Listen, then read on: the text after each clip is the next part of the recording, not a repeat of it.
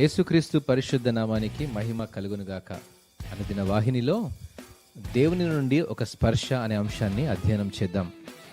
మన చుట్టూ ఉన్న సవాళ్లు ఎక్కువగా ఉన్నప్పుడు మనం చేయలేని పనులను మనం తరచుగా చూస్తాము మరియు నిరుత్సాహపడతాము. ఈ అభద్రతా భావాలు మనం ఒక అడుగు ముందుకు వేయడానికి ఆటంకంగా ఉంటాయి. ఇర్మియా తాను యాజకుడైనప్పటికీ తాను మాట్లాడలేనని దేవునికి చెప్పడానికి ప్రయత్నిస్తున్నాడు. అయితే బైబిల్ ప్రకారం దేవుడు అతన్ని తన వాక్యము చెప్పుటకు దేవుడే నియమించాడు అని ఇర్మియా గ్రంథము 1వ అధ్యాయము 9లో అంటాడు. యెహోవా తన చేయి చాచి నా నోటిని ముట్టుకొని నాతో ఇలా అన్నాడు, ఇప్పుడు నేను నా మాటలను నీ నోటిలో ఉంచాను. దేవుడు తన వాక్యంతో మనలను సన్నద్ధం చేస్తాడు. తన వాక్యంలో ఉన్న శక్తి ద్వారా అసాధ్యమైన వాటిని సుసాధ్యం చేయడానికేనని గ్రహించాలి.